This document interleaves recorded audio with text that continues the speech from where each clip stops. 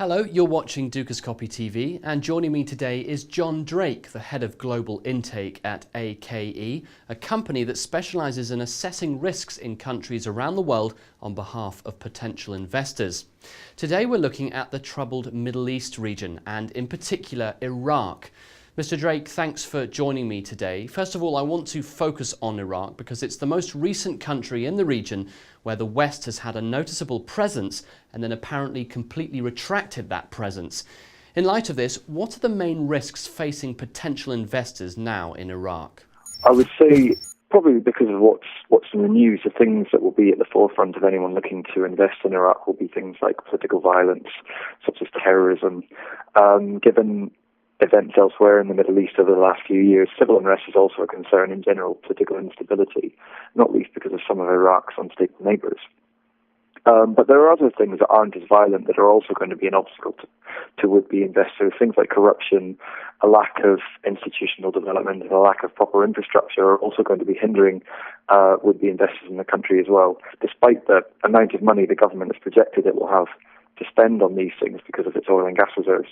So what are the main opportunities then?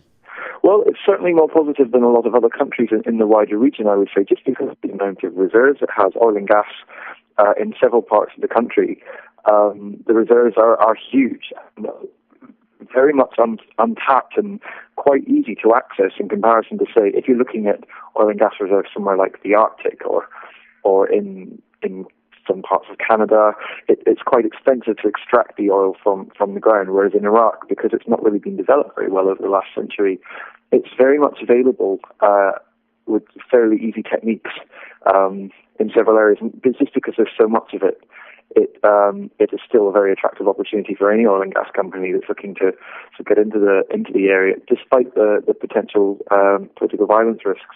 You mentioned the oil and gas market there. With shale gas and other energy prospects elsewhere in the world, for instance in the US, could foreign investors really start to shy away from the Middle East? Well, there is the potential that some international states that are currently big importers of oil and gas could seek this opportunity to make themselves more self-sufficient.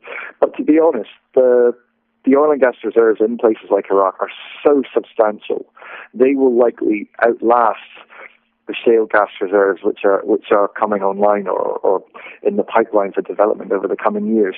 There's so much, and there's a saying in Basra actually that when the last drop of oil is mined on Earth, it will be mined in Basra because there is just so much of it there.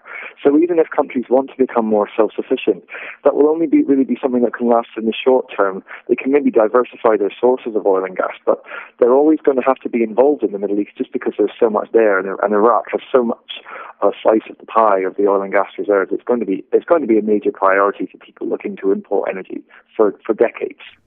Now, levels of violence have increased over the past 3 months, particularly in Iraq, but of course in other areas such as Syria.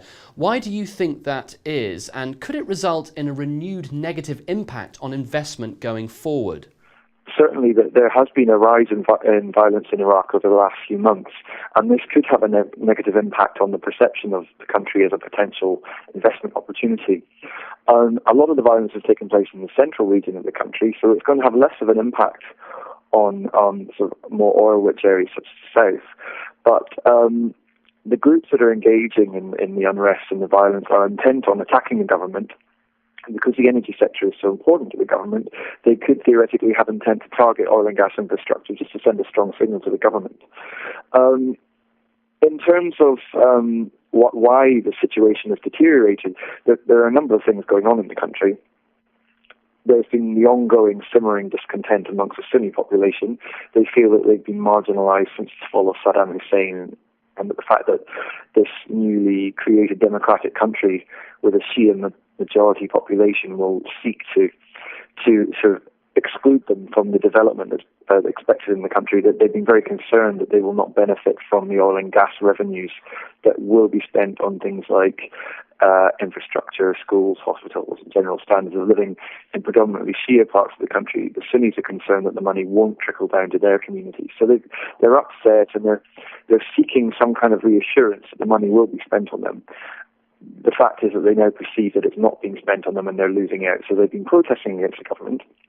Unfortunately, earlier in the year, the government security forces used quite a lot of violence to control one of the protests, and it resulted in a large number of casualties. This provoked a big backlash against the government by predominantly Sunni members of the central region community, and they've been engaged in a lot of attacks since the end of April. There's also a concern in neighbouring Syria, where radical jihadist groups are gaining ground and becoming more influential in the country as the forces there are battling the government.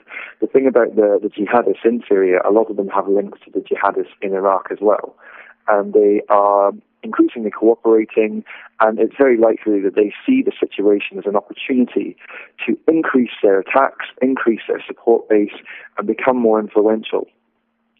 Ultimately, their aim will be to create a sort of a semi-sovereign state based on Islamic extreme values in places like central Iraq and parts of Syria where there's a predominantly Sunni population. Now, they are going to seek to try and gain support and sympathizers from the Sunni community in central Iraq, and they're going to conduct a larger number of attacks on government and security force interests over the coming months.